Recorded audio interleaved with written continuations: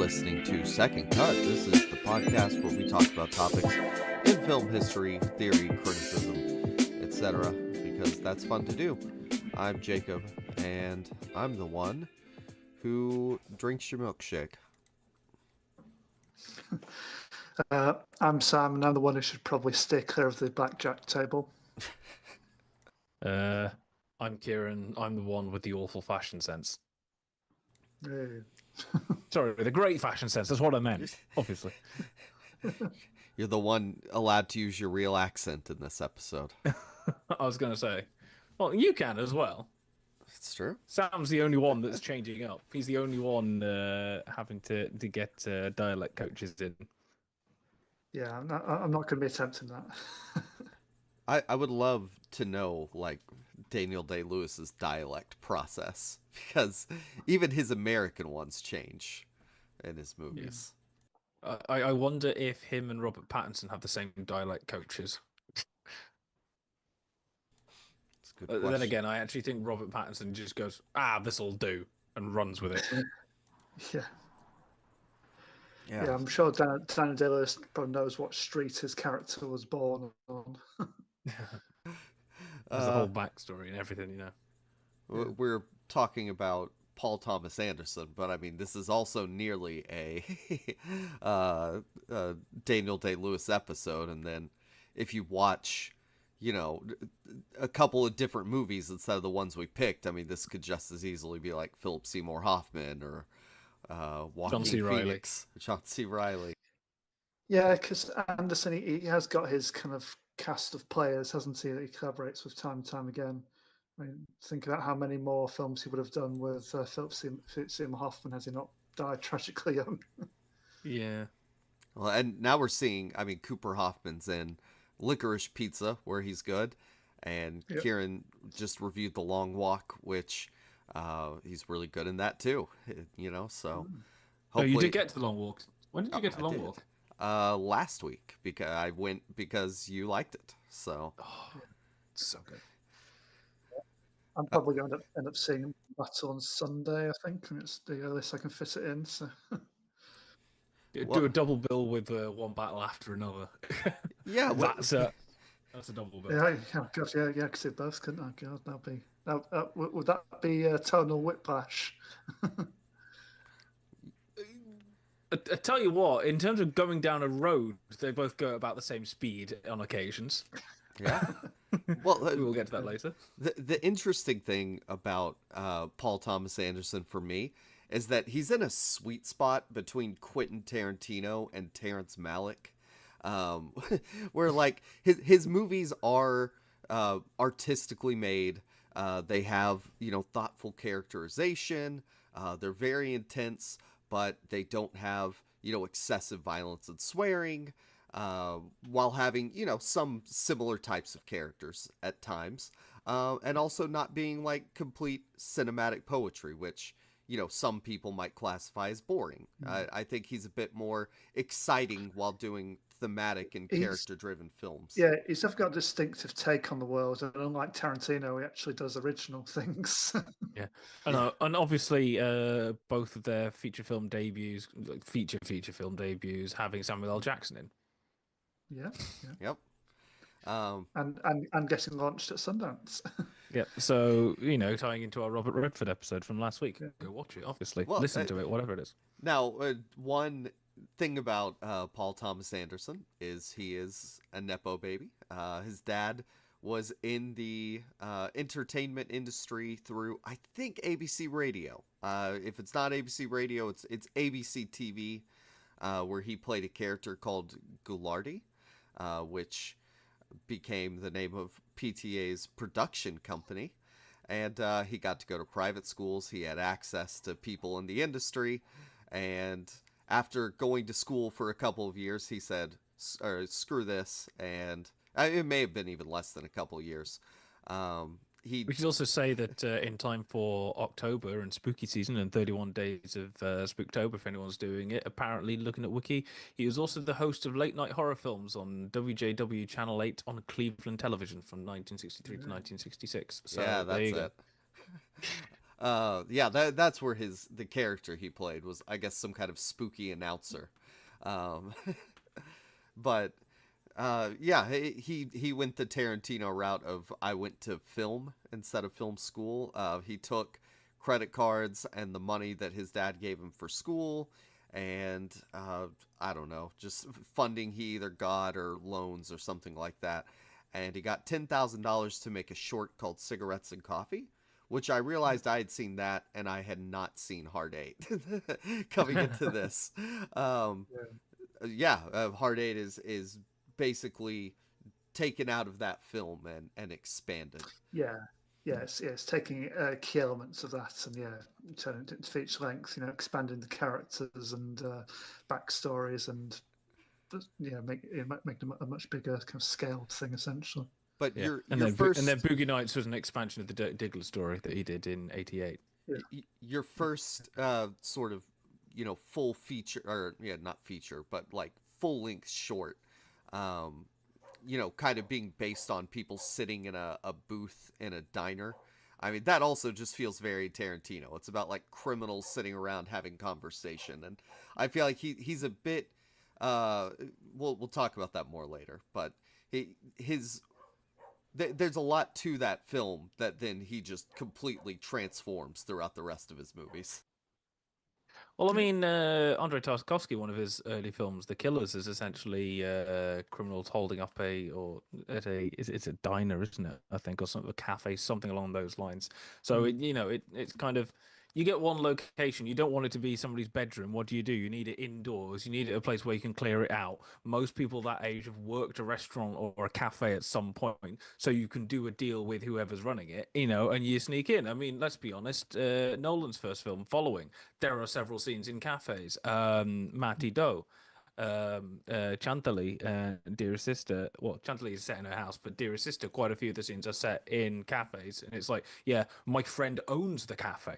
So like this kind of thing is not kind of unknown. I think Catherine Bigelow, a couple of her scenes in her first film are set kind of set in cafes, and normally these happen to these. If you notice, these scenes are never sort of like 2 minutes long. They're normally like the first 8 or 9 minutes. It happens to be, and we go from there. Like, even if you think about the beginning of Reservoir Dogs, what's the opening 10 minutes? It's all of them sat at a table in a cafe complaining about not giving tips.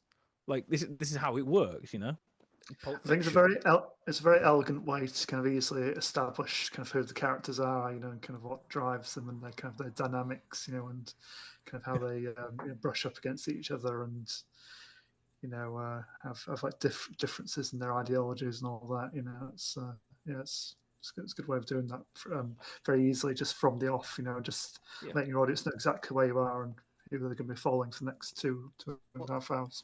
I think it's also really just a general practical thing where if you've not got that much money, again, I mean, the big ones do it as well, but especially kind of smaller films, first, second films, that kind of thing, and short films, you've got to have two characters introduce themselves to each other. You want it to be fairly cheap. You want it to be indoors so you can control everything, and you don't have to get permits and deal with all that kind of thing. A cafe is just easy because it just kind of, or a restaurant, because it just kind of gets everything done and out of the way. We'll see in Hard Eight, the opening of that is pretty much the same thing.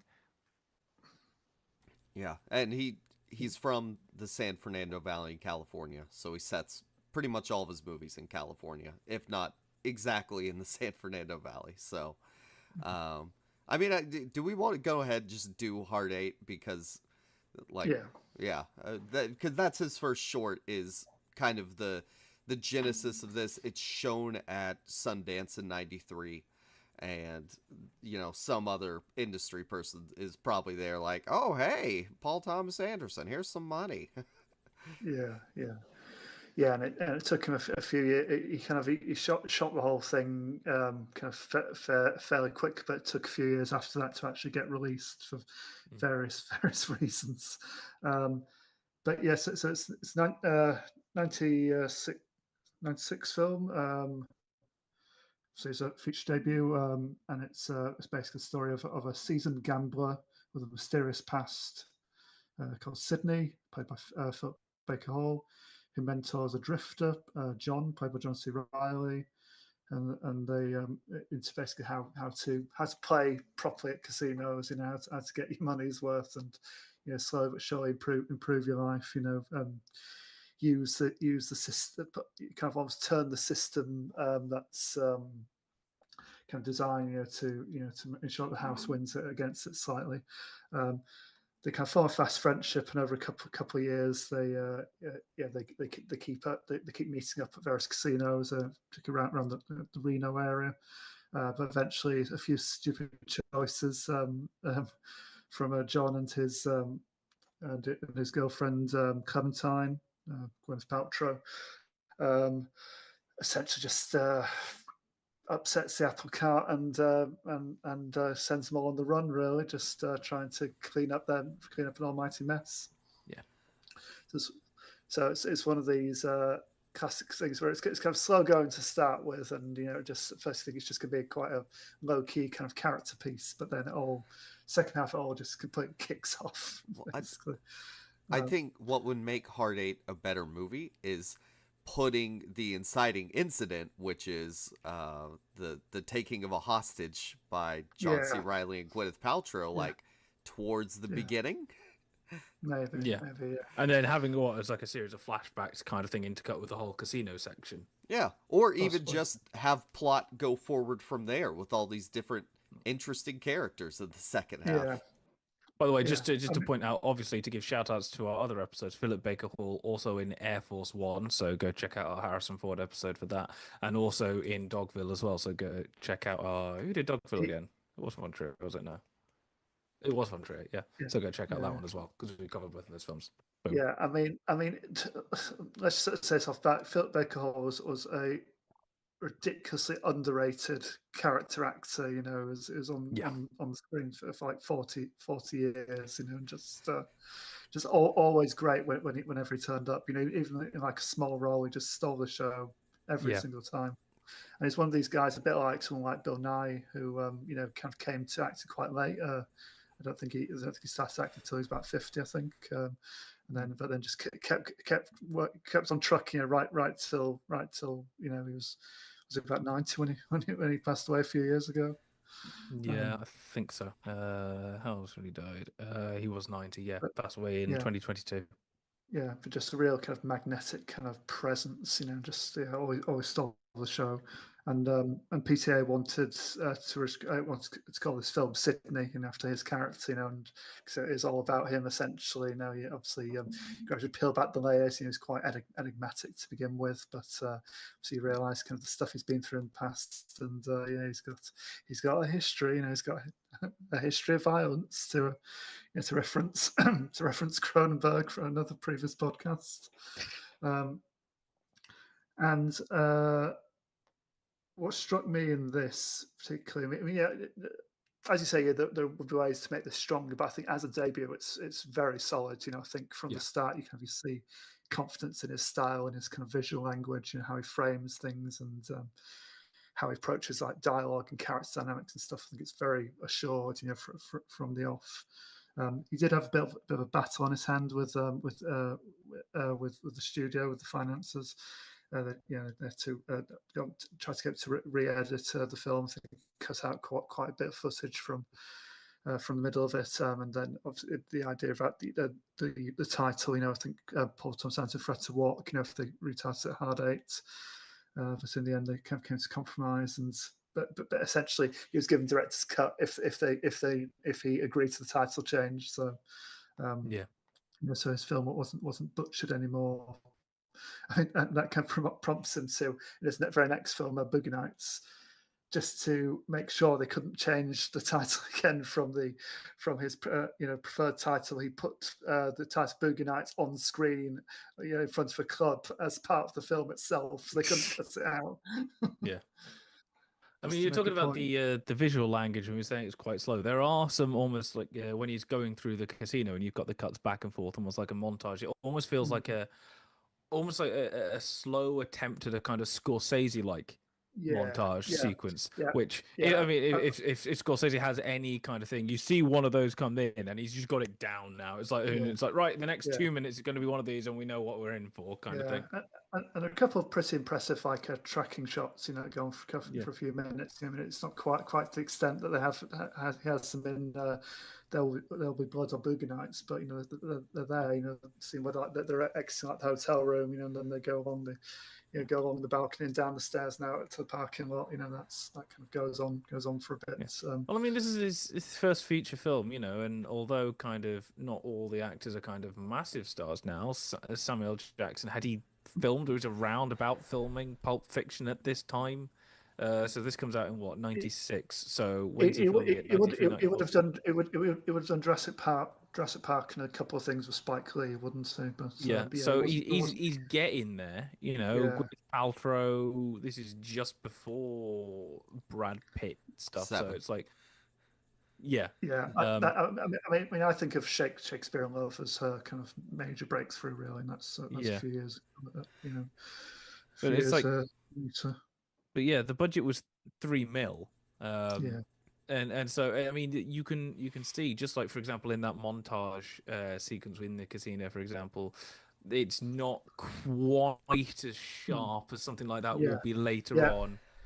It did remind me a lot in that same way of another feature debut from Coen Brothers. Reminded me of Blood Simple. In that kind of tone-wise and kind of style-wise, it's all there from the start. You can instantly see who made this, but it would take a few more of them to properly, refine, kind of what makes them like great filmmakers, And he's done what, a couple of shorts, and this is his first feature. Not everything's going to be there right from the off. I think we can all say that even with something like Reservoir Dogs, it's not all there. You look at Hitchcock's Early Silence, it's not all there yet. Yeah, and they'll be doing lots, and this. It's like this is only Boogie Nights after this. There is only 2 features from the 90s. In amongst that, he's doing shorts and he's doing music videos. Well, Magnolia's from '99, isn't it? 99. Oh, sorry, is that 9? Sorry, is that 9? Sorry, I thought it was 2000. My mistake. Well, I think what's weakest with this film versus later work is the pacing and the story. And like he sharpens that immediately in Boogie Nights. Like it's such a change going from this movie to that movie where it's so well paced. And with this movie, I'm just kind of waiting for something to happen the entire time. But every other aspect, I can see it there. Like, if I was a producer and I saw, this guy did this with $3 million, sure, I'll give him more money. It's a show of potential. It's a very good show of potential, and it's not an awful film. It is a decent film. No. We're not going to say this is like 8-9 stars because it's a PTA film. It's a 5-6. It's a solid movie, but I don't think it's much more than that at the very least. Well, I think since the first time I'd seen it, it's the only one of his, obviously not including the new one, that I hadn't seen before, and it is like one of his like lesser known ones. It's often forgotten, and part of that is down to Anderson himself. I think he had such bad experience after it was made, just getting it released, and battling with finances and stuff. He doesn't tend to bring it up that much. I think he'd prefer just to forget it. I think this was a step in my stylistic development, but I don't really need to dwell on it anymore. A bit like Kubrick in Fear and Desire, kind of. I was an amateur at that point. So making something, and the next one's the actual proper. And it's really hard to get hold of on physical release. I don't think it's ever had a Blu-ray release. I think it's only had. It did in 2018, I think. Okay, but they, most of that physical discs are out there. They're basically out of print now. You can get them extortionate amounts, on eBay and stuff. But it's not really had the attention that a lot of his others have. I mean, I was just look at this was available digitally, and it's a really good, it was a nice print, digitally. It wasn't. I mean, I bet some of the DVDs out there probably aren't looking too sharp these days. Well, I mean, if it came out in 96, 95, 96, it came out originally on VHS. Get the VHS. So imagine a VHS of Hard Eight. That's got to be like dying, falling apart at this point. Yeah, there's probably a VHS rip available online. Yeah, still with like the fuzzy bars going up the screen. Yeah. Yeah, I mean, like I said, the one I watched on on streaming was really good. So obviously it's someone's someone's released it and restored it at some point. Yeah.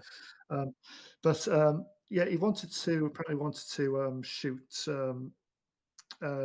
this with anamorphic lenses, but he didn't have the budget basically to rent them for this project and for a project of this scale. So he had to use cheaper spherical lenses in Super 35, which apparently he wasn't happy with the result of. But he's insisted on the anamorphic, in all the subsequent films, apart from the Master. And he's always been, an advocate of, I mean, I know it's pre-digital, but since digital came through, he's always insisted on, shooting on film and kind of doing things the old-fashioned way. I mean, it's literally a line he gives Burt Reynolds' character in Boogie Nights, isn't it? Yeah. Just about your filmmaker, you use film. He's disgusted at the idea of using like video cassettes. Yeah, that whole movie is basically about how the transition from film to video based filmmaking in the 80s sucks. Yeah. That's the real point of Boogie Nights. It's not about porn. Yeah. It's not about Mark Wahlberg's dong. Yeah, I mean, I ended up watching both of them kind of pretty much back to back, really. And it's interesting, some of the ideas do kind of carry over. They're both exploring a subculture to an extent, a bit of kind of underground kind of subculture, and just to various extents like addictions and vices, which are some of these themes that it comes back to like time and time again. As well as kind of themes of kind of weird kind of family dynamics, really, even if they're not like biological families, they're like surrogate families almost, people who don't have anyone else, who drift through life, and then they find each other, these lost souls, and support each other, through real dark times in their lives. Yeah.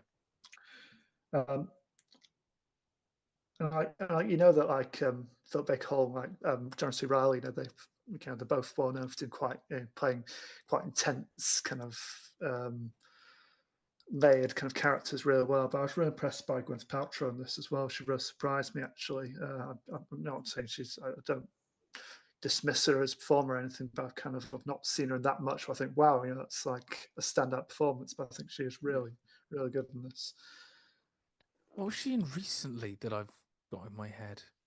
I can't remember. I don't know about anything she's been in recently apart from Marvel stuff.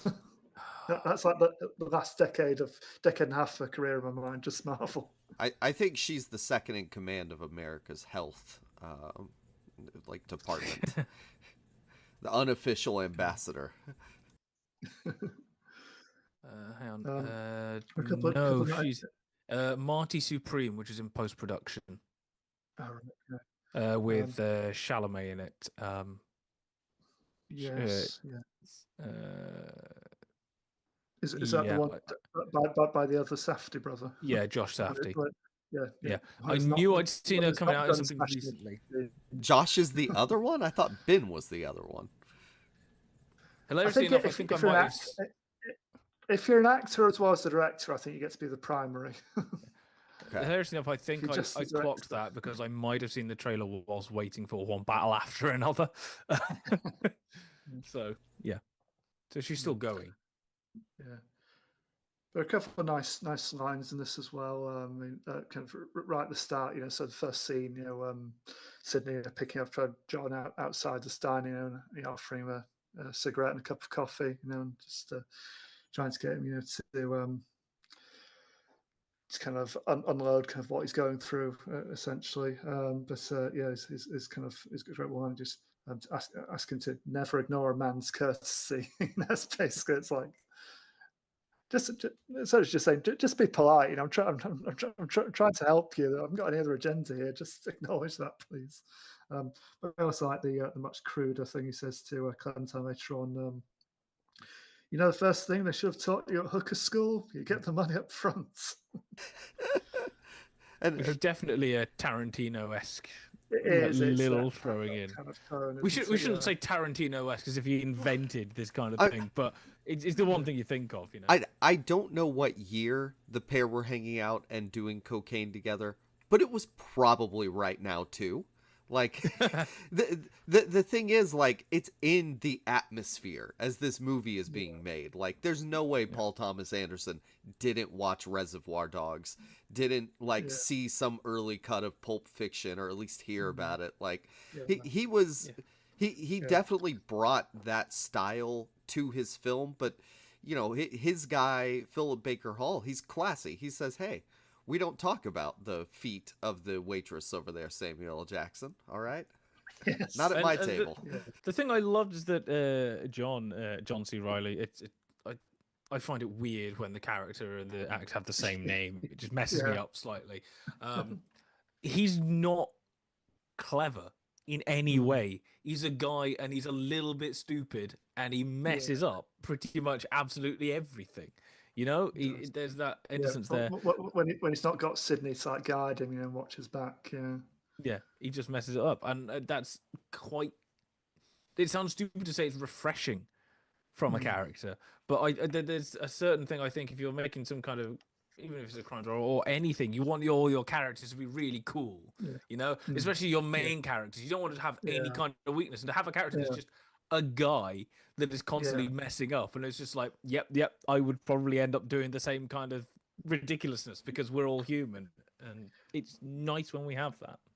But he's a fascinating character. I think John's like a typical kind of schlub essentially, isn't he? Kind of gets lucky a few times, and you know, through another's more experienced person's guidance, you know, kind of improves his life for a little bit. But Sydney's just such a fascinating kind of character, and obviously, you don't learn everything about it, but you get a sense of kind of, you know, his past, and obviously a few key things he's definitely has done, you know, some dodgy stuff. But just this idea that you have this middle-aged, you know, to elderly guy, just, you know, always kind of sharply dressed, you know, very calm and collected, and just you know, just moving through life at his own pace, knows everyone, knows their business, and you know, they really kind of respect him, you know, for just how he handles himself, you know, how he treats other people, you know, and respects them, you know. But then when you get the turn, like in the final acts, you know, where you know, he's a killer, you know, in his past, you know, and he ends up killing other people, you know, it's like you completely buy that he could just pull out a gun and, you know, take you out. You know, he's got that kind of, that sense of kind of stillness, that kind of concentration, you know, that you know. If it had been a Tarantino film, he would have been played by Harvey Keitel. Yeah, definitely. Yeah. Another thing, I think one weakness of the film is that too late in the movie, it sets up the tension of, Samuel L. Jackson says, I'm going to tell John C. Reilly that you killed his dad. And so, like, there should be some sort of comeuppance there. I know that the point of the film is he kills Samuel L. Jackson, and then, you know, that's how he gets away with stuff. I mean, I don't care if I spoil this movie, to be honest. Like, it would be more interesting for there to be something between the pair of them where he either kills John C. Reilly or they let it be, you know. I don't know. Like, that's an unresolved point for me. That you want it to at least be the second and the reveal of that to be at the end of the first act, so you got the second and third act, rather than it to be at the end of the second going into and setting up the third act. And make John C. Reilly a little bit more protagonisty, where he's chasing Sydney around trying to get to him. Like, maybe that would work. Yeah, but obviously, you know, you get kind of recontextualized the beginning of the film by that point, doesn't he? You know, because essentially Sydney's guilty, isn't he? And he's like, oh, well, I killed your dad. Oh, and your mum's just died. I suppose I better pay for that funeral then. give you something. But then again, that amount is it's $6,000. You know, comes back around, doesn't it? That's the amount that he ends up giving Sam Jackson. I mean, there's stuff. I think one of the few things he has talked about in interviews about this. Paul Thomas Anderson, he talked about he wants like the same amounts of money, just doing like laps around the characters, basically, as it's passed from one person to another, and to resolve one situation, and then, you know, paid off again to resolve another situation. And it's like money never solves anything; it just kind of passes the problem on. You know, delays. You know, your comeuppance. I mean, I'm not, I've never even been in a casino. I don't think I'm not a gambler by nature, but I do like a casino movie. I think that kind of gambling, like the tension of that, and the entertainment value of these kind of cool guys, just just taking a chance, and doing the calculation. Or is it worth? Cool guys and is it Philip Seymour Hoffman in this movie, who is not a cool guy in this movie. Hate to tell you. Oh yeah, and he's got like the same horrible hair in Boogie Nights as well, hasn't he? Yeah. It's like it's got like blonde curtains, just. It's not good, man. It's not good. Yeah. Yeah. And I respect. I respect, by the way, that in a lesser movie, I think they'd have explained more of the gambling terms, for the people in the cheap seats, but they trust that you'll understand from context that a hard 8 is the harder dice roll to get, rather than the other two options, without actually having to say that out loud, which I think some less directors would have done. Yeah. You bring up liking casino movies and comparing this at least a little bit to Scorsese. Casino came out the year before. I wonder if this rode any of that wave as well. Possibly, yeah. I mean, you think the casino scenes? I do think of like Soderbergh. There's especially when they're doing their little scam. It's when they first arrive in the casino. It is a bit kind of Ocean's 11, isn't it? It's kind of just like just like doing the pattern and repeating until you've got what you need, just a breakdown of like a quick montage. It's quite similar, I'm sure. Hang on, when did Sex, Lies and Videotape come out? It's around this time, wasn't it? 91, 92, I want to say, because it was premiered at Sundance. There. No, 89 actually. So, it was, yeah. Sorry, I remember there's stories of Weinstein like chasing him down the street, going, "I'll pay you $1 million for it. I'll pay you $2 million." Yeah, so Soderbergh obviously been active for a few years before this, but it's kind of interesting. A lot of these kind of very Sydney literate, kind of stylish, kind of assured kind of young directors are kind of making waves in Hollywood, like the independent scene in Hollywood at this time. Just very quickly, it was funny. I just somehow looked at constant collaborators with PTA, and you mentioned the Terrence Malick kind of in the middle between Tarantino and Terrence Malick. Not necessarily for this film, but Leslie Jones, who was the editor on Punch Drunk Love, The Master, and Inherent Vice. And also starred in Ghostbusters. Also starred in Different Ghostbusters, Leslie Jones. Different Leslie Jones. But her second film as full editor was The Thin Red Line. So before she got to Thomas Anderson, she had edited possibly Terrence Malick's kind of most well-known film. Unfortunately, she was also the editor for Cirque du Freak the Vampire's Assistant, which means that I am not a fan of her anymore. Then again, I'm not a fan of that movie in general. I absolutely butchered the series and I hate it with a passion. I saw it in cinemas when I was very young. Sorry, there's flashbacks now. But yeah, so the same editor. I wonder if there's a crossover from having worked with Malick into the kind of thing like. Then again, Punch Drunk Love, really. But again, The Master, I guess, is one of his. There's some crossover there, definitely. Yeah. My favorite bit of trivia from this is about Sydney. It's that Faker Hall and almost how his kind of place as like as a collaborator with Anderson kind of continued for his career. I mean, just because he never had as large a role again. He obviously was never a lead for him again, but he popped up in the rest of the films from the 90s. But so in the scene when Jimmy, Sam Jackson's character, and Sydney have their confrontation, Jimmy mentions that he knows Sydney's friends, Floyd, Gondoli, and Jimmy Gator. And in his next movie, Boogie Nights, Philip Baker Hall plays Floyd Gondoli. And in Anson's Fault to Boogie Nights Magnolia, Philip Baker Hall plays Jimmy Gator. So he plays all three. What about, is it Mumbles McMurphy or whatever the other name is? Yeah. But so I just love how this rolling kind of gag, was like, we'll get him in each of my films playing one of these people from this conversation. So. And that's a kind of Tarantino thing as well with Vincent Vega and Michael Madsen's character as well, kind of carrying over. Well, and last week with David Lowery, that's something he did, is carrying a couple of characters across his films into Old Man and the Gun. Yeah. Yeah. I mean, all these guys, are they all just insisting on this like shared universe of all the movies belonging? I think it's a product of auteur theory.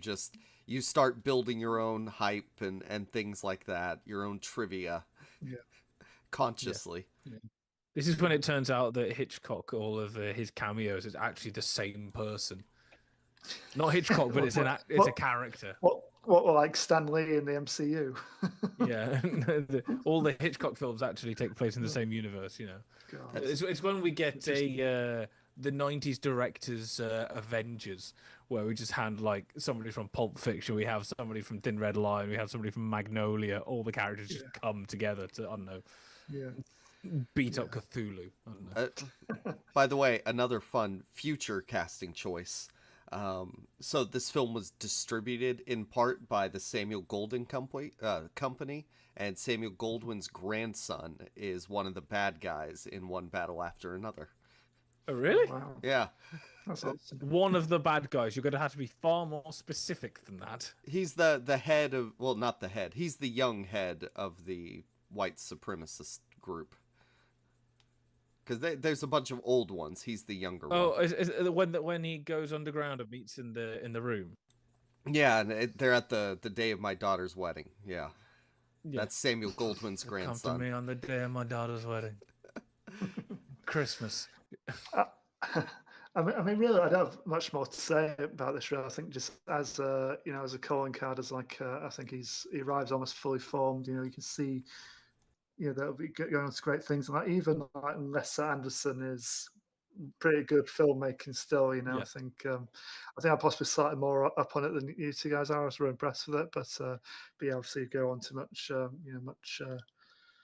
unlauded things after this. But yeah, it's definitely a sign of things coming. Like a lot of the themes and the kinds of characters he'd return to kind of time and time again. It is far better than people who should be making far better films and have far more experience. And everything's there. I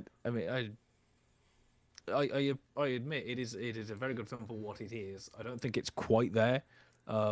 But for what it is, for 40 minutes at a debut, you've got a small budget. You're going to have small number of locations, a small number of your key actors. You do have a car crash or glass flying inwards at least. You've got some gunshots, and obviously, if you wanted more of a proper like foot chase or something like that, your budget's going to go up. Whatever. So all these things are having to be taken into account. But for what it is, you can see everything's there, and it is a decent film. I don't think I'd go watch it again, but at the same time, I'd go. It's a decent movie. I've seen people comparing Eddington and One Battle After Another, and people saying that Paul Thomas Anderson's worst is better than Ari Aster's best. And after finally seeing this, I disagree, because I would say this is the worst Paul Thomas Anderson, and I don't think it's as good as the best Ari Aster. I mean, before we go on to like the others, I mean, we'll also mention mention his other films in passing. But are there any PTA films apart from this one that you guys don't get along with? I mean, I haven't seen all of them. I've got about 30 minutes of Licorice Pizza left to watch, and I hadn't got around to Punch Drunk Love or Inherent Vice. I've seen all the others. Admittedly, There Will Be Blood and The Master back in the mist of times. And the ones that I have seen, it's interesting because even if I'm not, I had the same thing with Scorsese. It's the kind of the same thing, and a lot of these kind of very big directors are like that. In that, I will admit, so something like Magnolia that I managed to get through eventually. It's all there, but at the same time, am I ever going to watch it again? Probably not. Boogie Nights, it's all there, and I cannot kind of criticize it. Am I going to watch it again? Probably not. Even There Will Be Blood, very good film, can't fault it. Am I ever going to watch it again? Probably not. Because there's just, I don't know, there's something not clicking on an emotional level with me for that, and there's just no reason for me to go to it. I'm the other direction where, I mean, Hard Eight and Licorice Pizza and Inherent Vice, I mean, those are lower tier for me, but I'd still rather watch Inherent Vice than like most movies, if that makes sense. I mean, Inherent Vice is a weird one because I kind of it's definitely interesting. I'm pleased I saw it, but I'm not sure I was in the right headspace. And it's like you've almost it is very much. I think again we've talked about this before. It's a vibes movie, definitely. It's like you've almost got to first of just look, just don't worry about it. You're not going to understand. Just don't care. Just go with it. Just go with it. You know, just That's most Lynch movies. Pretend you're in the headspace of the lead character here, and just accept that you're going to be confused. You know. The one is funny. The one I struggle with and like appreciates, like stepping back objectively, I can see it's a very good film, and I can see why people proclaim it a masterpiece. But The Master, I can't get on with. Again, it leaves me cold, and I really do struggle with it. Even if I can appreciate it on a filmmaking level, I can't really. To be honest, the ones I've seen with it the way I can for a lot of his others. Yeah. The ones I've seen, and again, I watched The Master a good number of years ago now, so at least sort of pre-COVID, maybe it was 2018, 19 sort of thing. I think it was on TV and I got it recorded and watched it. I will agree with you on that. Like, I can understand why people laud it on a filmmaking perspective, from an emotional thing. Like, most of the time I forget that movie exists, kind of thing, and then somebody mentions, goes, "Oh yeah, that was a film," and then just kind of, what? Like, I don't kind of, I don't know if it was just going for something different that didn't work for me. It's just like, if of the ones I've seen, if I was going to say any of them other than Hard Out, probably now you've mentioned The Master would be the one that I'd least likely to rewatch. Well, I love The Master. It's, I mean, so he has a new movie out. I'm not going to include that. There Will Be Blood and The Master, very close 1-2. Boogie Nights is like right there for me, and then Phantom Thread too. I don't know. It's tough. Yeah. So I think top tier, probably There Will Be Blood at the top, then Magnolia for me, then probably Phantom Thread, then Boogie Nights, I'd say. Though I did like Licorice Pizza as well, but it wasn't quite up there. I was going to say I got the last half an hour of Licorice Pizza, but I am actually enjoying Licorice Pizza. I would say There Will Be Blood, The Master, and Phantom Thread for me formed this very odd trilogy that I could sit and watch those 3 movies on loop. It wouldn't be the most fun thing in the world. I'd get miserable after a while. But I mean, let's be honest. Most of his movies make you miserable, aside from one or two. I'll admit this, but Boogie Nights and There Will Be Blood are the only 2 I've seen twice. You know, I've seen all of his others just the once. You know, I didn't quite get to didn't get to rewatching Phantom Thread, though. I'd seen it more recently than the others. I watched it in a double feature with one battle after another. Yeah, I will say with Boogie Nights, for a sophomore film, like the people he got in for that is ridiculous. It borders on Hot Fuzz levels of sophomore film. Who have you got in this? Like, if Magnolia was his second film, I'd say this is the most stacked cast for a second film ever. It's just insane the amount of people. And I mean, I know a lot of them, even people like John C. Reilly, haven't quite got the acclaim yet. Philip Seymour Hoffman haven't quite got to that level yet. But you look back and you go, like, Oscar winner, Oscar nommed, BAFTA winner. It's just the roster's mental. Well, and this is him finally getting into his Robert Altman mode, where he's just making a couple of ensemble films with stacked casts, with, you know, for him, bigger budgets. And I think he said about Magnolia, it was just like, I realized I probably might never have the opportunity to do something like this again, so I went and did it. You know, and it's just like, I'm unapologetic and like, you know, I just made like 12 interconnecting storylines with, like, you know, when Tom Cruise isn't your main character. Like, this is 1999 and Tom Cruise isn't your main character. Like, you've got some power in the industry at that point to be able to do that, you know? Yeah. Like, a little bit mad. And he makes those 2. Punch Drunk Love, it's been a few years since I've seen it, but I remember it being sad. Question, it's which Adam Sandler. one aside, which it's kind of sad. Boogie Nights is Punch at times Drunk Love, sad. Punch Drunk Love is technically a comedy, but it's also one of the saddest, most uncomfortable comedies you'll ever see. It's a really, it's entertaining, but it's one of those that does make you squirm as well, and it's quite difficult at times. It's And then you There know, Will Be Blood. that's like what Sandler does the best in like semi-serious mode, isn't it? Like this kind of make you squirm, kind of following horrible people around, being horrible. By the way, those 3 films after Hard 8 are released through distributed by New Line in Columbia. So yeah. But then Kieran said There Will Be Blood. There Will Be Blood does There Will Be Blood things. Yeah, so and takes the Oscar nom for cinematography away from Roger Deakins, who had 2 films nominated that year. Like, imagine that. There's only 5 nominations. You've got 2 Oscar nominations in that category, and somebody else still wins. You just, oh, come on, what have I got to do? To be honest, and I know it took Deeks a while to finally get his prize, but I don't begrudge them that year because There'll Be Blood looks fantastic. Oh, it does, yeah. Here are the Best Picture nominees for 2007. No Country for Old Men, which won.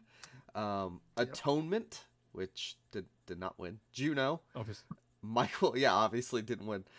Michael Clayton from what's his name? George Clooney, and There Will Be Blood. Sorry, not George Clooney. Tony Gilroy.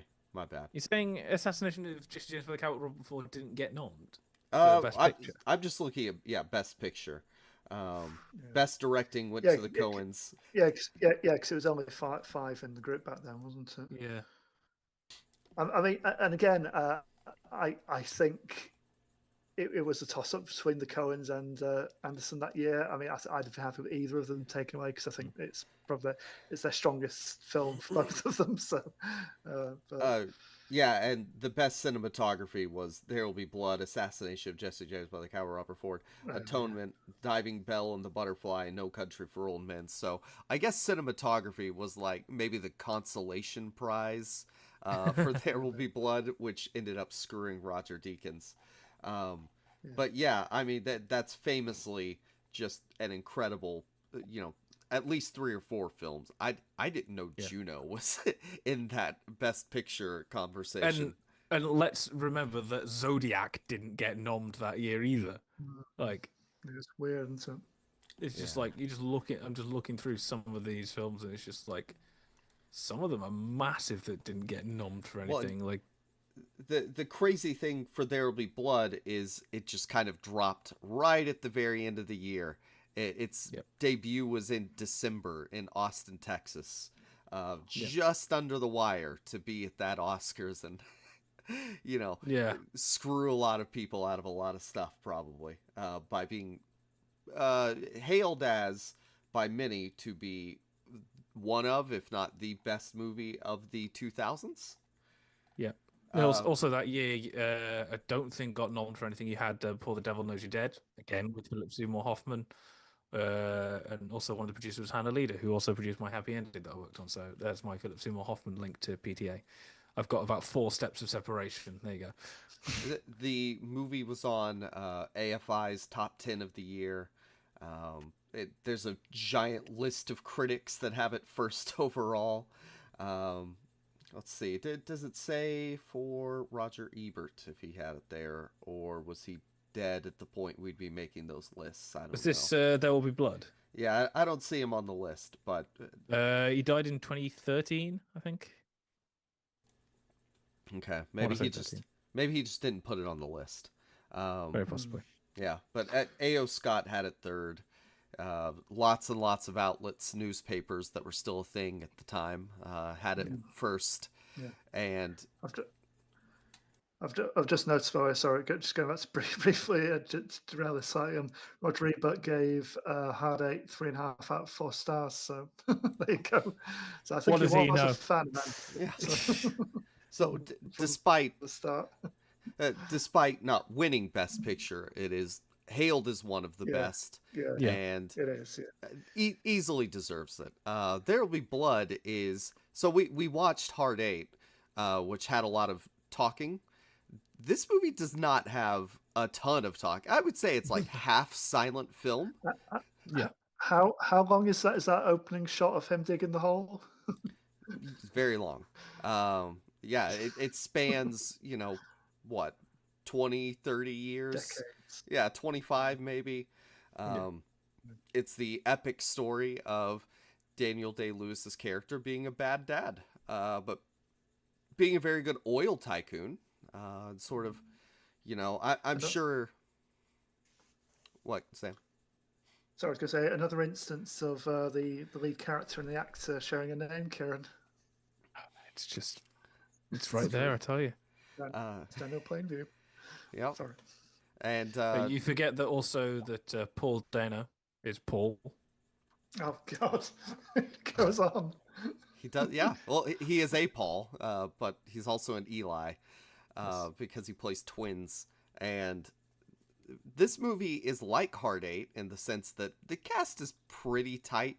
Like, yeah, there's a lot of people that feature, but it's focused on, just a couple of characters, specifically Daniel Day-Lewis and his son, and his brother / fake brother is in it for a while, and that's really it. And Paul Dano, yeah, he is also in it as a preacher character who sort of serves as the counterbalance to Daniel, in a sense, at least. I mean, it's sort of what the point of the movie is that lust for money, greed, that corrupts everybody. It doesn't matter what your values are. It leads you to, sort of present yourself in a certain way. There's a sense where you could say this is a revisionist Western because it's taking place in the turn of the century where everything's becoming modernized, and we used to be a certain way, but then, having too much money really corrupted us, changed us. So, and this is taking place, as a film in the midst of like financial crisis in America after the housing bubble bursts and things are changing. Banks are screwing us. So never happened today. So what better time to release a film about a guy who finds his oil and becomes richer than God?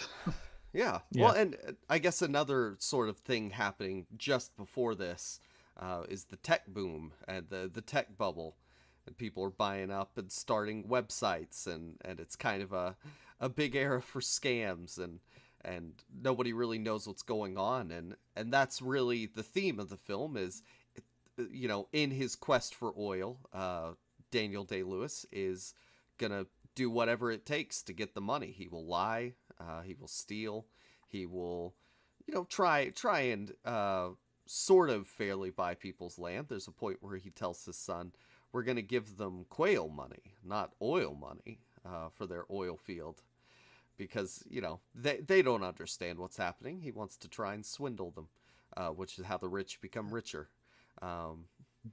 Yeah, and there's even a point where I think it's Standard Oil. They show up to try and buy up Daniel's business, and he's like, "No, I'm not doing that. That's my identity. I'm an oil man. This is all mine. It's mine." And also, you're talking about the timing of it. Please also note this comes out in 2007, 2008. You have the recession. Oh, okay. Just before it, then.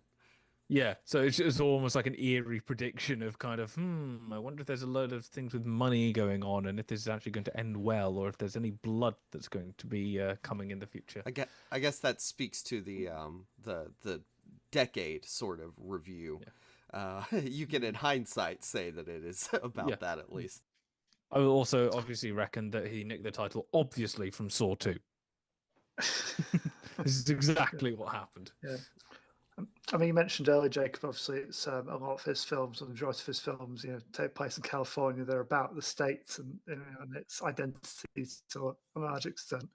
This one, I think, better than any of his others, kind of really digs into like the dark past of kind of California, really. It's a history of like land grabbing and, fighting over resources and screwing people over. And Be an interesting comparison just with to come Killers out of the on Flower top, Moon. you know.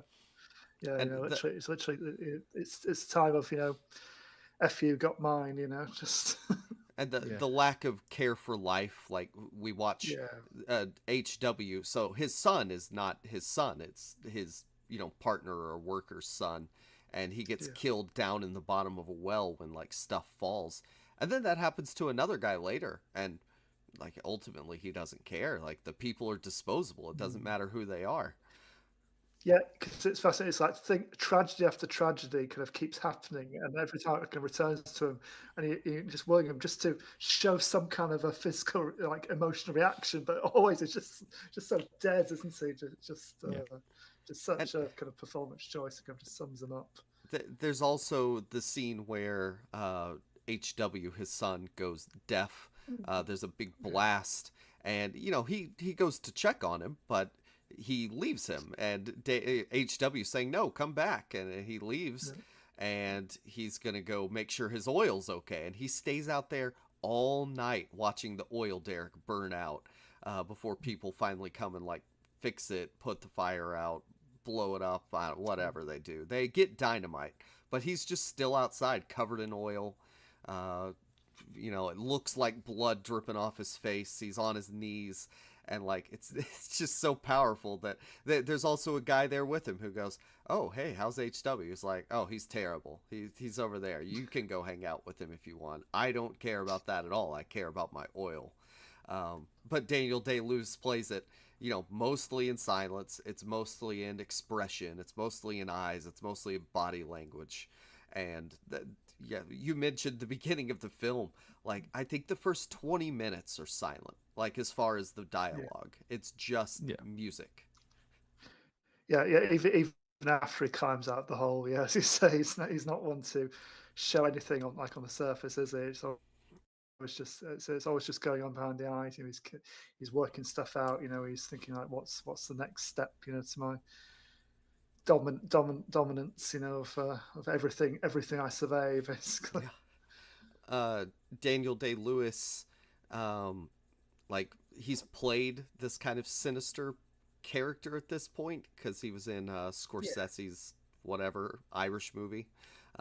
Gangs of New York. Yeah, thank you. Gangs of New York. Yeah. Bill the Butcher's a little bit more verbose, but he's just similar level of kind of sinister and calculating, I think. Yeah, and it's interesting to see him give a different layer of this kind of character where, Daniel does end up killing people. He is sinister, but most of it is in business. Most of it is in talking and lying and not just being directly a violent scumbag all the time, at least. Yeah, and it's like a long old build to like an eruption, basically, isn't it? Which is like everything about this. You think of the oil erupting, think of the emotions bubbling, and until they finally explode, and then obviously you get the iconic. Obviously, I'm sure we'll get to it, but you get the iconic outburst scene. As not the bowling alley. Well, that's what's interesting about where Daniel's surroundings are. Over the course of the film, they transform from like shacks, and we know he's rich, but at the end of the movie, he's just in his giant empty mansion alone. And his son comes to him and does sign language to say, I was about to do fake sign language, like doing an accent. No, I don't need to do that. He does sign language, and he goes to his dad, and he says that he wants to go move to Mexico, do his own drilling because he misses that, and Daniel doesn't care. He hates him. He's never been his son anyway.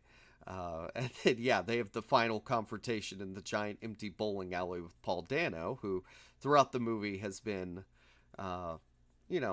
just trying to have power in his own way, but struggling with Daniel Day-Lewis, feeling like he has the upper hand in a lot of situations, and he's been snubbed. And he's working in this community in California where his brother has basically sold out the area to Daniel Plainview. But there's this one area that Daniel couldn't get a hold of. So Paul Dano comes and he's like, hey, if you give us some money, you can finally have the land that you want. And Daniel Day-Lewis, as it turns out, has already harvested all of the oil. And it is the most intense scene in the film. Does anyone want to say it? No, I don't have one to hand. I drink your milkshake. He explains to Paul Dano that you could just, siphon oil from other places. Yeah. That line was actually... You've got to do the finger, haven't you? Why do you drink your milkshake? My straw I drink it up. reaches to he. Yeah.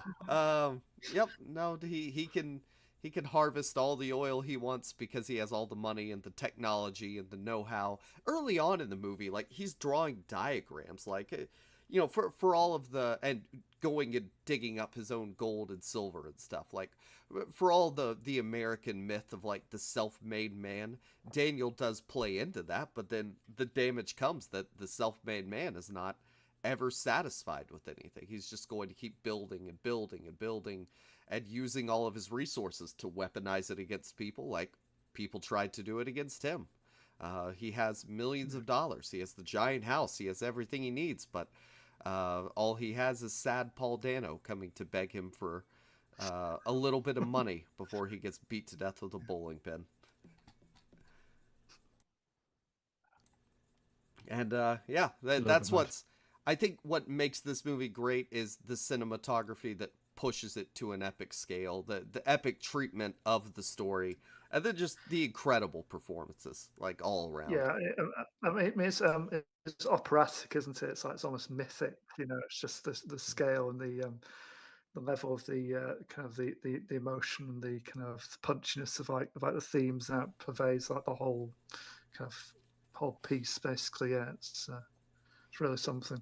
Yeah, and this is the movie that pushes him into, like, Malick territory for me, where a lot of it's told in editing, a lot of it's told in, like, being shown things. All it's really missing is the voiceover element. It's in a couple of his other movies, thankfully. But yeah, not so much here. Here he just lets the images speak, and, like, I think that's always been what brings me back to this movie. In theory, this is a boring movie, but just it's so intense and so well shot. It's so beautiful. I love every scene. It's always captivating to me. So I think I've seen it 5 or 6 times, and I tried to find a commentary track for it.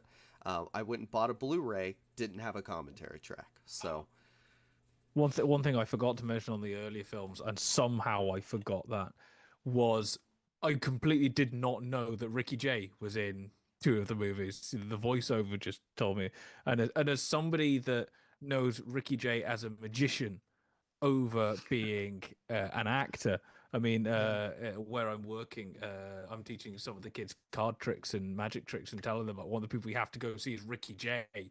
Like, I used to watch his, he's got a thing of 52 Assistants. It's like an hour-long kind of routine show. And I must have seen that about 70, 80 times all the way through. I'm not kidding. I had that thing on loop. And so anytime Ricky Jay turns up, I remember him dying, like, and passing away. And I wasn't, like, visibly affected by it, but I still feel like we lost somebody. And just seeing him turn up actually in an acting role is so weird to me. It's just like, oh, Ricky, you're still here. He's still with us. Across all of his movies, Paul Thomas Anderson gets, like, random, like, either smaller or non-professional actors. Like in this movie, the little kid, just some little kid that he got. Mostly he doesn't talk, so, like, he's just sitting there looking like a creepy child. It works. Good performance from the small kid. But I mean, Ricky Jay, he was in a good sort of like 15, 20 movies, because obviously he was eventually in Prestige, but he was in Tomorrow Never Dies, again, Magnolia and Boogie Nights. He's been in loads of, he was on TV as well, doing loads of appearances and stuff. Played himself in an episode of The Simpsons, Teen Titans Go. Like, it's weird. And if you're a magician, you are good at a certain type of acting. Your entire thing is acting. And so it's really nice to see him slip in. So that's just my little gush about Ricky Jay, and, like, one of the all-time greats. it's similar with like the musicians that he'll cast, because music is about performance too. You just find the right person that's in a different space, and they can do it. Yeah. I mean, I'd always love to get somebody like Lady Gaga and just have a conversation with the actual person rather than Lady Gaga, if that makes sense, because that entire thing is a concept. So I'd actually want to talk to her for just like an hour, rather than the actress or anything like that. Whatever her name is, where you can go talk about when she started doing like vocal work in churches, because that's where she started off, in like church choirs and stuff like that. It'd be so much more interesting than actually talking to the actress or the performer, because it's got to be weird to live your entire life essentially as an act.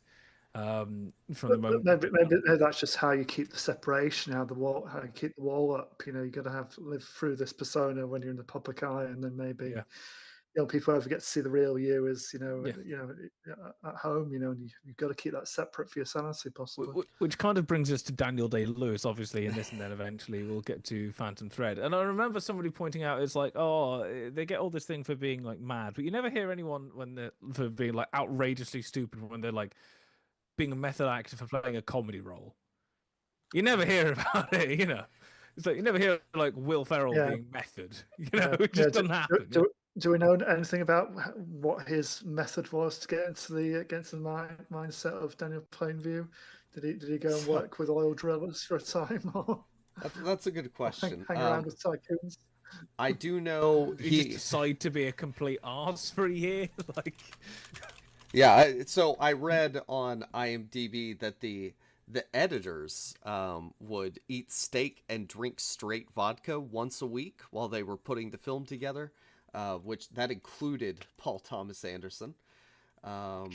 It looks like Daniel Day-Lewis had a year to prepare for the role.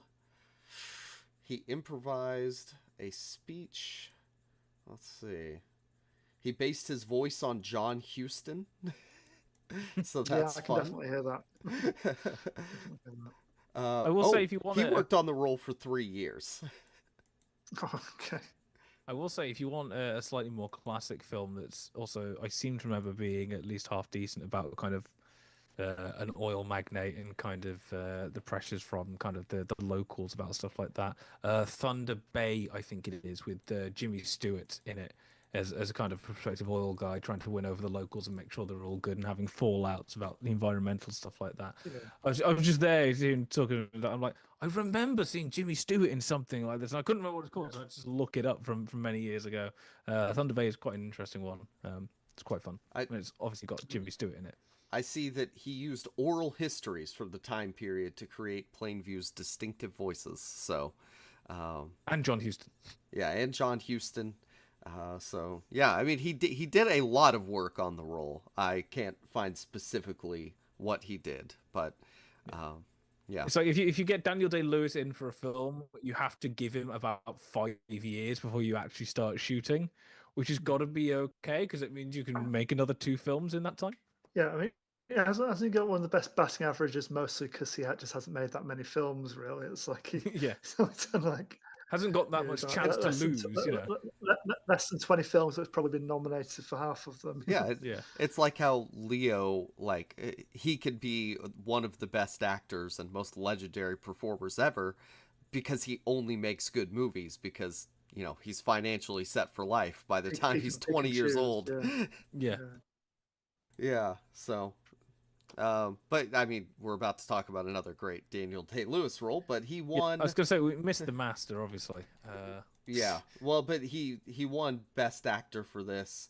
It was nominated for Picture and Director, nominated for Best Art Direction, won for Best Cinematography. That was Robert Elswit, and that would change at least by Phantom Thread, but they worked together a few times. The editor was Dylan Titchener, was nominated for Best Film Editing, and they worked together more in the future, and it was nominated for Best Sound Editing. So, yep. And it did the usual of getting 8 or 9 noms and winning 2. Yeah, and I think this was his first movie with the Radiohead guy too. And if it wasn't, it was like the second. Yeah. Oh, by the way, speaking of Radiohead, very quickly, apparently, as we thought from the one trailer I saw, because somebody's done Nosferatu and just shoved Radiohead as the soundtrack. Cause I'm a Yeah, Peter Bradshaw reckons it's not good, as we all knew from the trailer. So don't go see it, please. Well, I mean, I've got a new Blu-ray of Battleship Potemkin for which the Pet Shop Boys have done a new soundtrack. So that'll No, be this Nosferatu one is literally just they took 2 of the older albums and put them on top. Oh, right. So not anything new for it then. Right, no, okay. it's literally a YouTube video where they've gone and put their own soundtrack in. That's pointless. I wonder what the online exchange is like for silent films that have been set to modern soundtracks. So like Nosferatu with the Rolling Stone or something. The Wizard of Oz, The Dark Side of the Old Moon. horror movies with just Rob Zombie albums in the background. It's just fine, I'm always thrown a bit because I do watch quite a few silent films on YouTube, and normally it's like the original music that was shipped with it, or that was meant to be played alongside it, has been lost, so they do it like close approximation. As long as it's unobtrusive, it's fine. But when you get like some really modern sounding or some just stuff that's clearly tonally wrong, it just really throws you off. I was going to say, speak like a comedy with like a modern song with lyrics in it. It's just weird. One final bit on There Will Be Blood. It tripled its budget at the box office. It was made for 25 and it made 76 million. So pretty good for an art film. Yeah, 10-15 mil profit, you'll take that. And then and the thing is, they say that, and you go, "Oh, I didn't make that much money," but that's only at the box office. What that doesn't account for, how much they've sold it for streaming services, how much they've sold it to cable TV. That's probably how much is made in DVD sales, VHS sales. It's probably only for pretty much Oscar season 2, from December to when it was released to like February. So yeah, like the bulk of it at least. I mean, this won't count. It sounds stupid, even like poster sales. If it's only sort of, I don't know, they're selling a big poster for, I don't know, $3 and they're only getting $1 back from it. Stuff like that still will go towards recouping the cost of the film, and that never gets brought up in terms of kind of it's a box office failure. I'm always amazed that most cinemas don't do like souvenirs, by the concession stand. Cineworld occasionally, the Cineworld in Shrewsbury that I used to go to used to have a table where they got loads of posters that they weren't using anymore that you could just help yourself to. I think there's also with like a charity fund, throw a couple of coins in as well. So places do like T-shirts or something. I'd probably use that. I'd probably buy one, for if ever I wanted to see. The nearest you get are popcorn buckets and the drinks kind of things. That's about it. But yeah, it should be like if it's like I don't know, like a James Bond or something like that, or no, Men in Black, they sell like sunglasses kind of thing, that kind of stuff. There Will Be Blood was Paramount Vantage and Miramax for distribution. The Master, which I mean it's very similar in terms of its character dynamics, is Weinstein Company. Inherent Vice was Warner Bros. And like it. Inherent Vice is weird. Yeah, it's a weird one in his filmography. I'm not sure if you can truly appreciate it unless you're on the same amount of hard drugs. That's Joaquin Phoenix's character's on. It's Joaquin Phoenix walking around and being a weird guy PI. That's Fear and Loathing in Las Vegas, right? Yeah. It is quite a lot like it's like Fear and Loathing meets like an old Philip Marlowe story based. Yeah, Fear and Loathing, but with the plot of Maltese Falcon. Basically, yeah. And whenever that, I actually missed that one when it came out, but Phantom Thread in theaters was incredible. Yeah, like Phantom Thread is interesting because before this I'd seen The Master, I'd seen There Will Be Blood in passing. PTA is one of those ones I'm like, I'll get round to him eventually, but I've never just like, I really want to watch this right now. They're just films out there, and you're like, you'll like Phantom Thread, and you know what? I did actually quite like Phantom Thread. Hell yeah. Which is weird because it's very slow. and it's very quiet. But it's like it's a very subtle, under the surface kind of niggling sort of like toxic. It's like a toxic relationship if the volume's down on 2, sort of thing. It's really underrated as a good for her movie in the Twitter zeitgeist, especially at the end. Yeah. Just some of like these awkward kind of social kind of dynamics and stuff. I mean, literally like claw your skin off awkward sometimes. Just these people are just so awful. They're just not repentant in the slightest, especially him. I mean, I wonder how much of a self-conscious artists are pretty terrible people at their core. There is. To the formation of this movie, because it's about an artist who's dedicated to his work but is kind of an a-hole about it. I wonder if they get to play that character. Oh, look, it's Daniel Day-Lewis, somebody who just completely absorbs himself in his role, and if he needs to be a slight a-hole about it, it's like a-hole about it.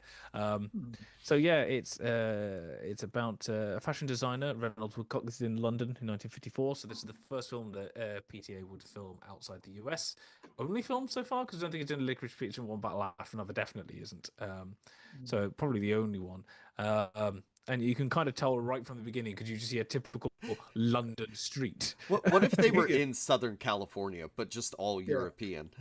Yeah, that's the Stanley Kubrick way of doing things, but in reverse. I don't think we'd seen a PTA film with grey skies before, had we? No. It's all it's just grey skies. Favorite random things about this one is partly shot in Scarborough in North Yorkshire. So that was just down the road from Whitby of Dracula fame. Yeah, so. There's a lot of fairs there. Anyway, is that the part where he's in like the countryside, or is it like was there a soundstage there that they used too?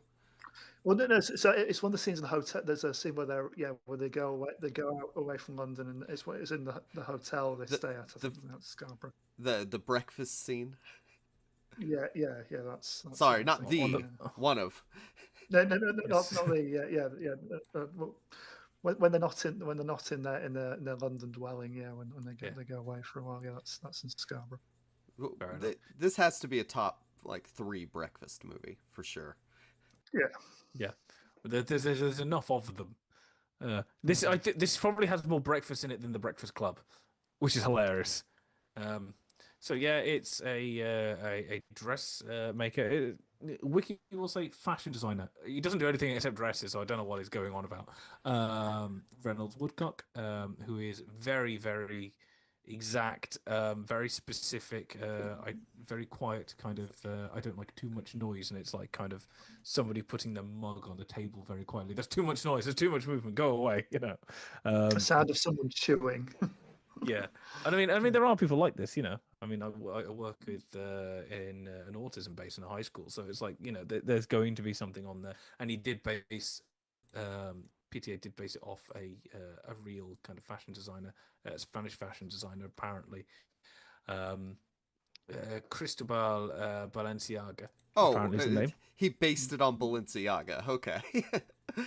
Yeah. I don't know enough about Balenciaga to know. Jacob, anything about Balenciaga? Oh, he's famous enough that I've heard of him. Okay. I was like, in my head, I was going, it'd be funny if Kieran said, it's some guy, I don't know, Valentino. And then that's what happened. Yeah. So yeah, and he's kind of he's very obsessive and controlling, especially with his sister. Everything has to be absolutely exact. I'm the genius, but if anyone steps out of line, he's like absolutely specific. And if it's not, I will throw a tantrum. You said Kubrick. He is like Kubrick. Yeah. To a certain extent, yeah, I can say that. Yeah, and he meets a is she a waitress at the beginning? I think Alma, who is played by Vicky Krieps. Breakfast. Yeah, is she meant to be French? Well, the actress is from Luxembourg, I believe. Luxembourg. But I don't know about the character. Yeah, so Luxembourg is fine because I think she's one of the Central main European is French. Yeah, well, Luxembourg is weird because it borders about 5 different countries and like it's got 3 national languages. So, and French is one of them. I was in an MA with somebody from Luxembourg, so fairly okay with that. But yeah, and so kind of meets them. She falls in love with him at the very least, and he thinks he falls in love with her probably, and then kind of brings her into the house, and then kind of it goes on from there. That's Proceeds kind to of emotionally abuse her. yeah. I think it's sort of he likes the idea of her, but doesn't actually like having her do anything except kind of be there when he wants to use her, sort of thing. There's a very almost a Wuthering Heights sort of abusive relationship going on there, and then it's the very slow, petty sort of not comedy about it, but a very British sort of passive aggressive back and forth as they both try and like do good things for each other, but at the same time not right for each other. But at the same time, that makes them right, but they're also awful. She doesn't care about dresses, and all he wants to do is dress her up in them, in her perfect figure. And it's like, well, maybe I would like a different type of dress, and he's like, no, I make the only dresses that are good. And it's just like, well, maybe people just have different fashions, and it's just like, no, there is no fashion, there is only my dresses. Like, how dare you?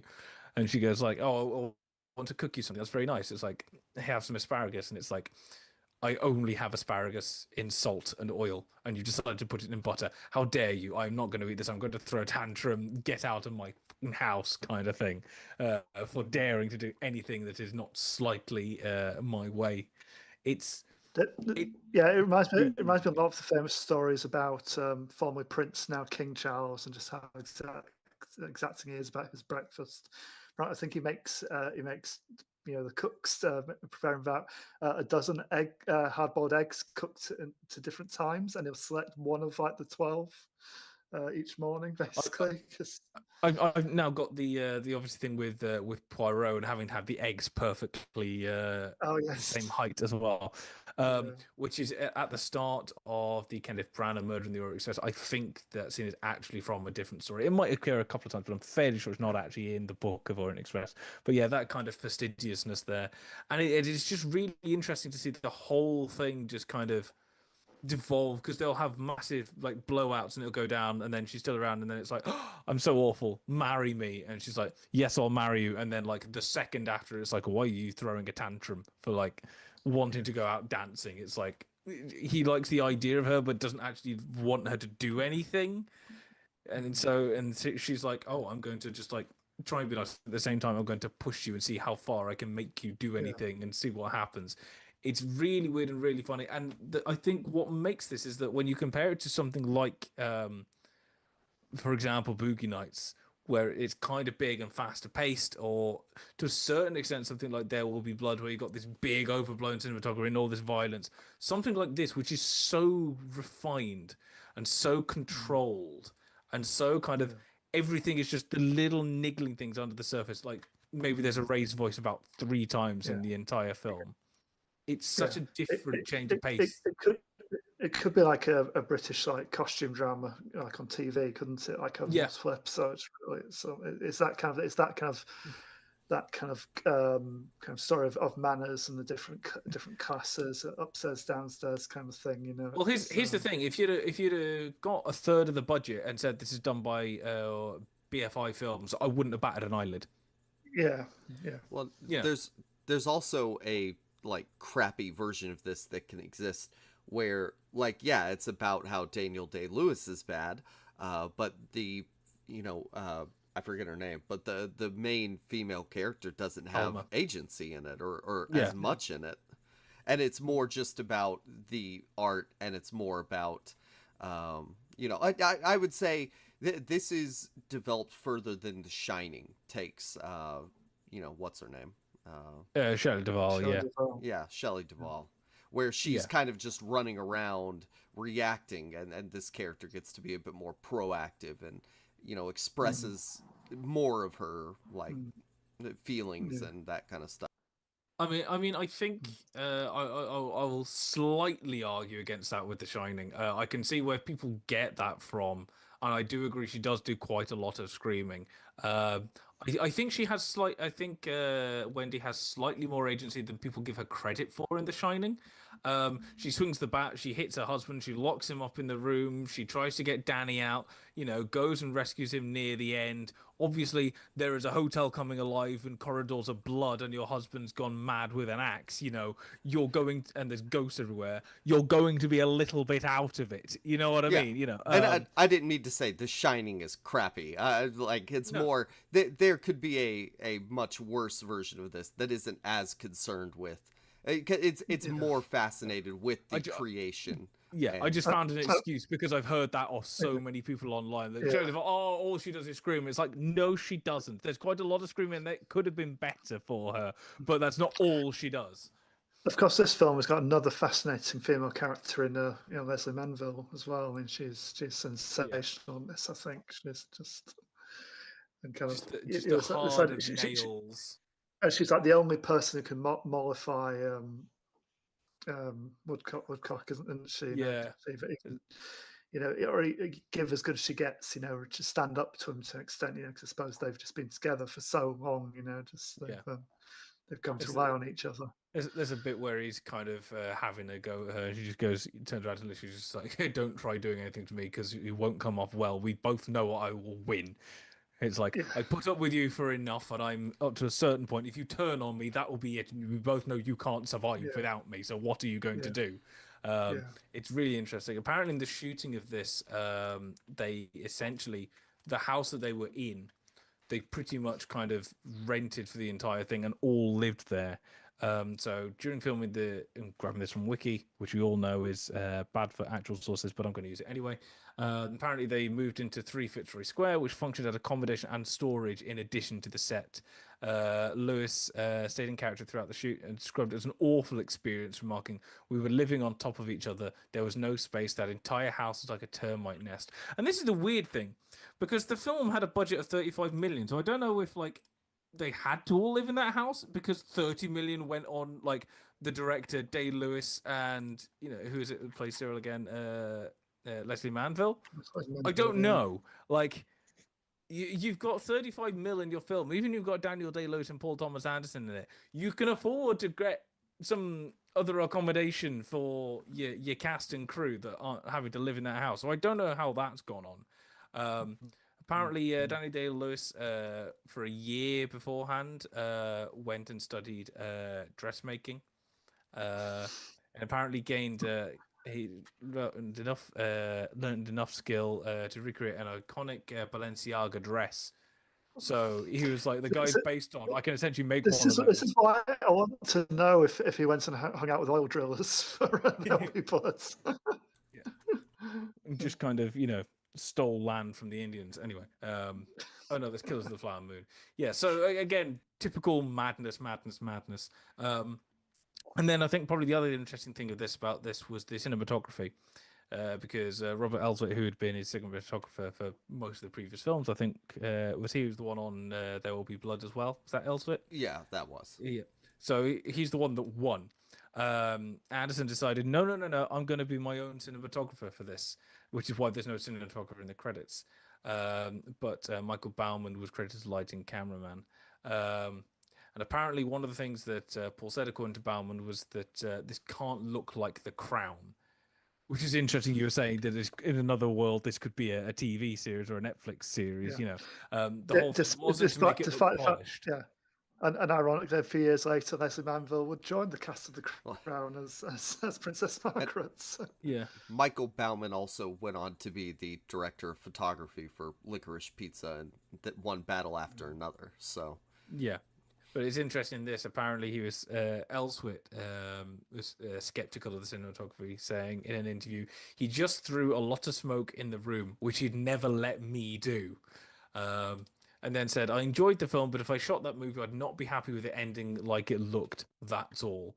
Which is hilarious. It's like, it's good, but I would have done it better.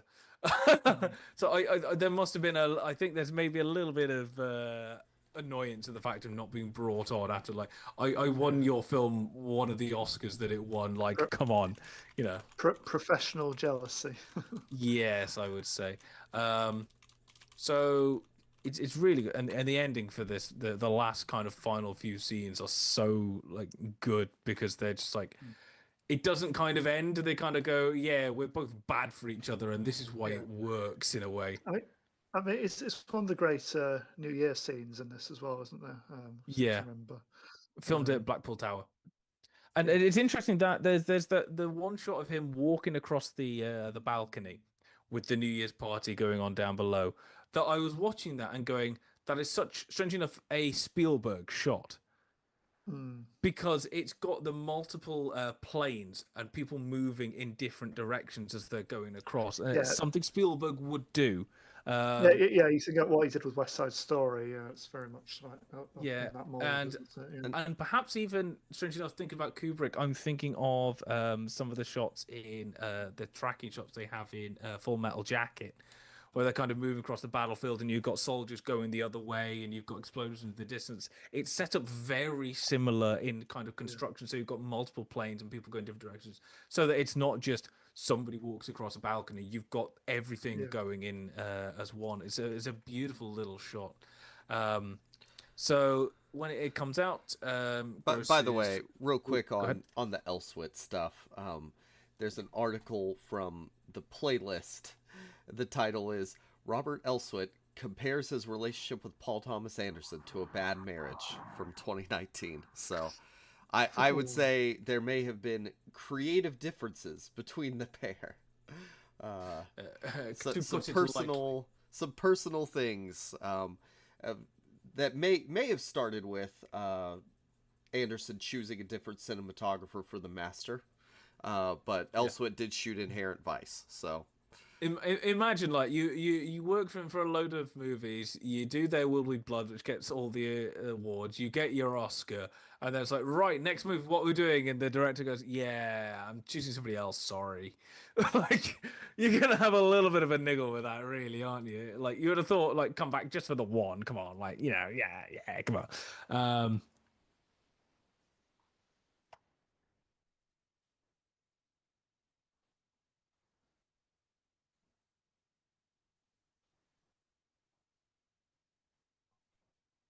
Good movie. I mean, some of those are really, really good movies. Yeah, they are. Yeah, you're listing a load of them here.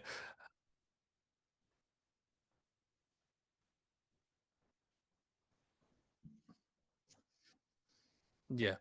So he's done well, essentially. It's not like he's done badly for himself. So yeah, it comes out, doesn't gross masses. Budget 35 million, box office 48.7. But obviously, again, we're saying this doesn't account for how much it, like, if it was either on Netflix or Apple or something, how much they paid to acquire it. Because some of these, big films, it could be 5-10 mil a time to acquire it if it's a big film, or if it's going on to late night TV, so the film channels. The money will also go into that as well, so it will have made back its money by now, because all you have to do is go, Daniel Day-Lewis is in it, and it's Paul Thomas Anderson. How much you want to pay? Okay, we'll pay you $5 million to be able to have sort of 5 showings over the next year or so, on our channel or whatever it is.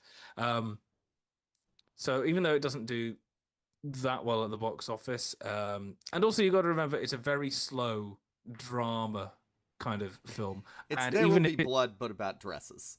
Yeah, and even if it has kind of Hollywood backing, you say it like it is, and you go, "This is an indie film with Hollywood production," So you're not expecting like to get 500 mil from it. It's not going to happen. If you get to 100 mil, this is impressive. The goal of a movie like this is to legitimize the producer and distributor companies to say, oh yeah, this is our art film that we put out. Now go buy our slop so that we can continue to fund this.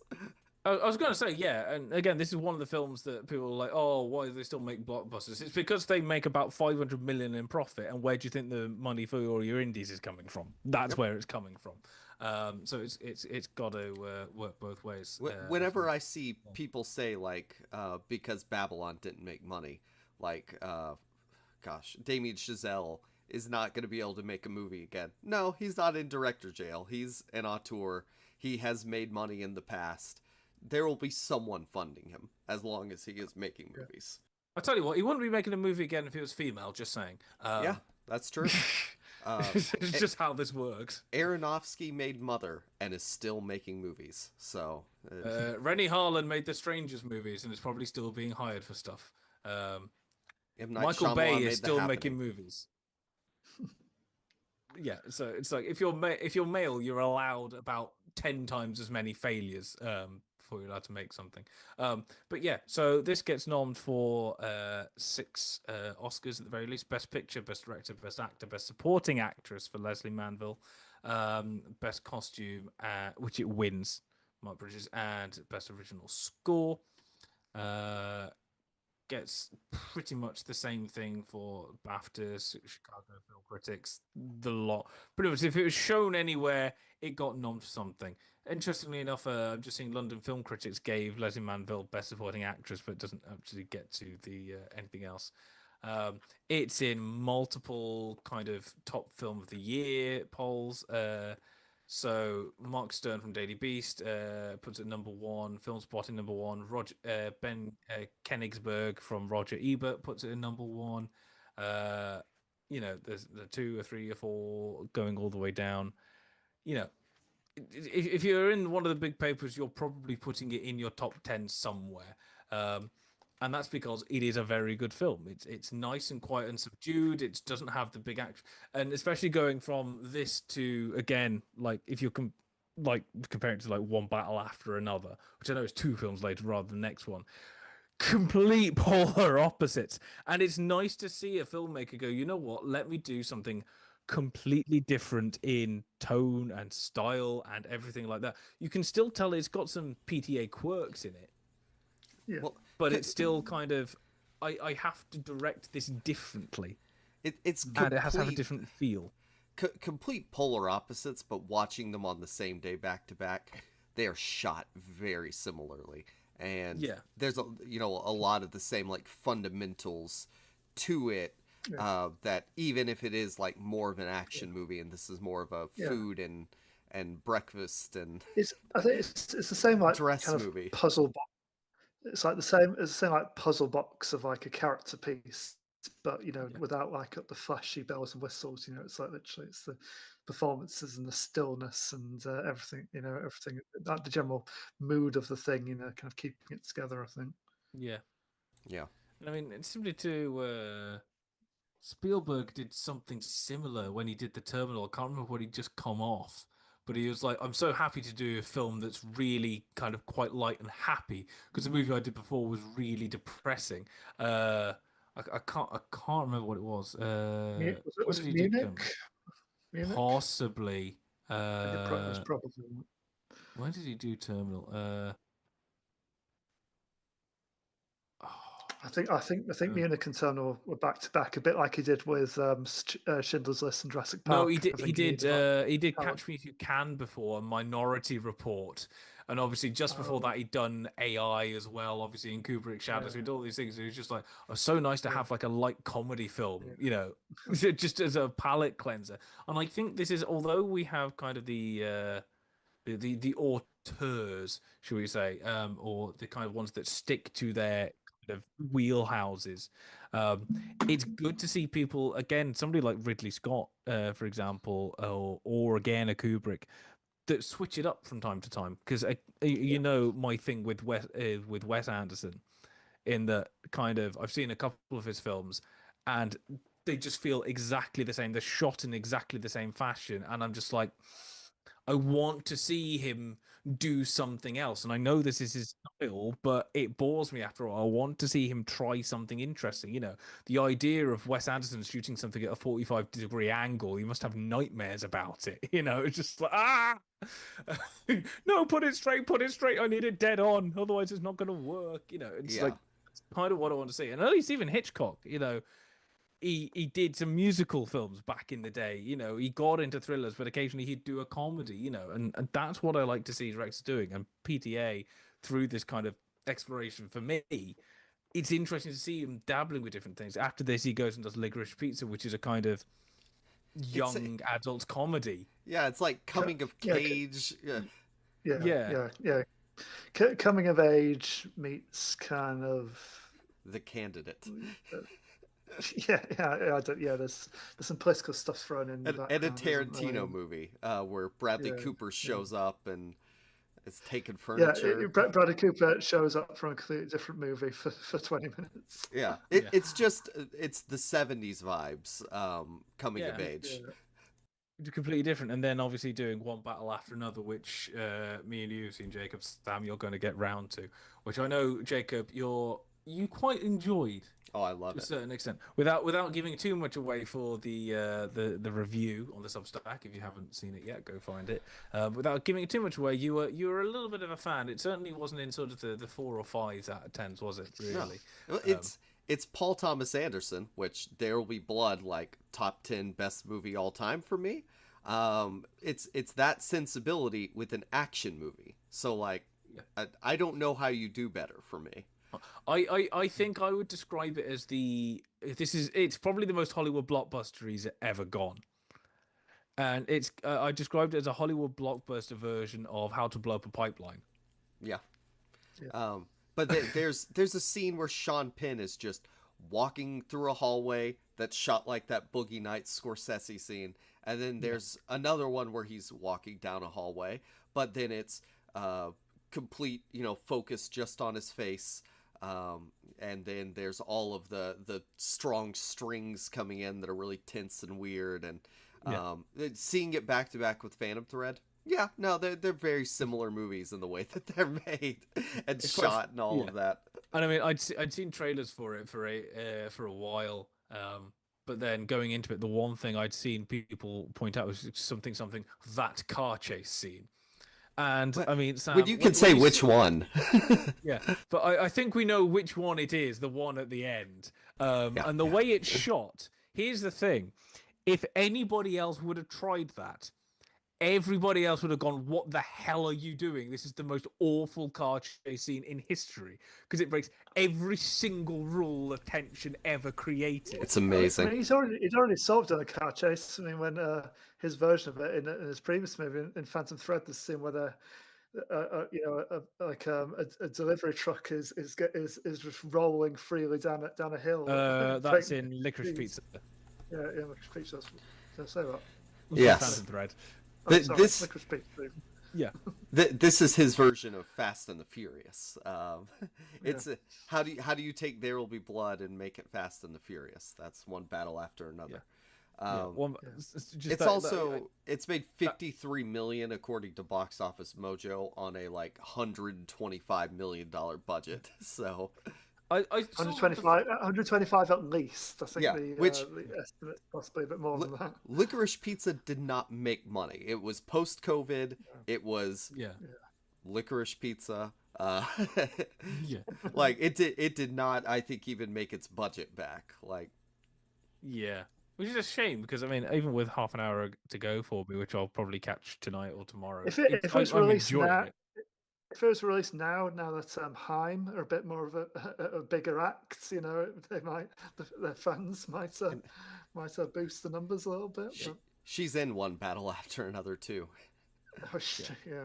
I mean, I'm seeing Haim at the end of the month. Woo. Yeah, nice. So I mean, it's saying that one battle after another has currently got 60 mil, and I like the people going, "Oh my god, it's going to flop so bad! Oh my god!" It's like, here's the thing: like, if it makes the money back and breaks even, when it goes onto streaming and distributing, and it'll get a re-release because it will definitely get nommed for Best Picture. Now it's up to 10. Yeah, well, and if it continues just to piss off all the right people, then it's also he got his budget tripled from Licorice Pizza after it failed, or didn't make that much money at least. Got him more mainstream actors. Got him like a completely different cast of like neo-realist actors, and then as long as it does what it's supposed to do at awards ceremonies, then the goal has been accomplished. Yeah, because there's I can't remember who came up with the theory. I'll have to go back through my notes because I used it for an essay at one point, that you have multiple different types of capital is the theory. You have kind of economic capital, which is your finances. You have I think it's social capital, so how well it is received within your group. So this is going to be the film industry professionals, and then how well it is received. I think it's social capital. So this is just the general public at large, and this is for any kind of product or business. Yeah. So if the audience like it and it gets all the awards as well, even if it doesn't make all And the money at the critics box like it. office, yeah, even if it doesn't make all the money right now, in years to come, it will make it back. So you need two of those three, but not all three. I would say so, yeah. If you've got two out of the three and it's not a complete failure in that third category, you're probably going to make it back at some point. I mean, the amount of people that now go, oh, Phantom Menace is actually a complete masterpiece. And everyone's like, is it really? Or is it just nostalgia talking? You know what I mean? Like, it's one of these things. But yeah, one battle after another. Also, I will say, stop making movies that could be made for 60 mil for 130 mil. Like, I'm sorry, but let's be fair. A good 60 mil, a good half of the budget for this movie went on the cast. So Damien Chazelle with J.K. Simmons made Whiplash for like $3 million. Leo's retainer is apparently $20 million. Yeah. So that is just for him. This is your issue. So, and also this is box office again. So I reckon when it has to go to streaming, you'll go, oh, it's a Leonardo DiCaprio movie. Netflix will want it for a good 10, 15 mil at least, if not more than that. So add that back on. If it drops onto Apple, Amazon, just keep putting it on. TV will want it. It will get a re-release in 4.5 months. It's running continuously in theaters. It's not being pulled until like awards season. Apparently, it has an extended schedule for theaters. Apparently, so so it will just keep creeping up and creeping up. So it will break even, and it's not even been out for a week yet. Can we? This annoys me just in general. Ranting coming very quickly. I hate it when after like one day, people are like, "Oh my god, it's the biggest flop of all time. It's only made 50 million at the box office against a budget of 110 million." That's how like the media culture's kind of poisoned everything. It's like the streaming era. It's all about that opening weekend, that first couple of days.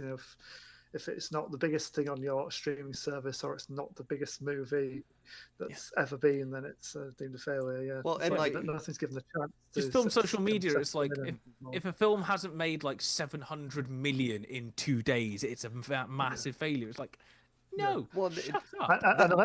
And unless you're a kids animation or a Jurassic Park movie, that's not happening. Yeah. And it matters more if you're a kids animation or a Marvel movie where kind of the goal is to make money.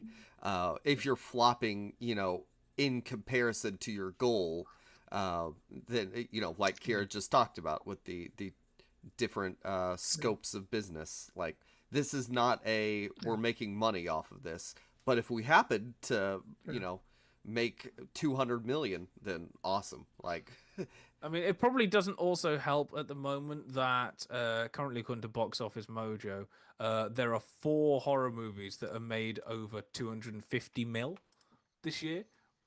And so Weapons has made 264, Final Destination Bloodlines is 313, Sinners made 366, and Conjuring Last Rites is currently tracking at 436 mil. 2 or 3 of those are Warner Brothers also, which released this. Yeah.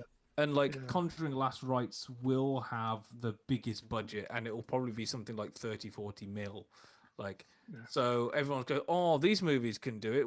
55 mil. These movies can do it. Why can't all the others? And it's like, yeah, but there's a difference that everyone wants to see a horror movie. Like something like this, it's like, oh.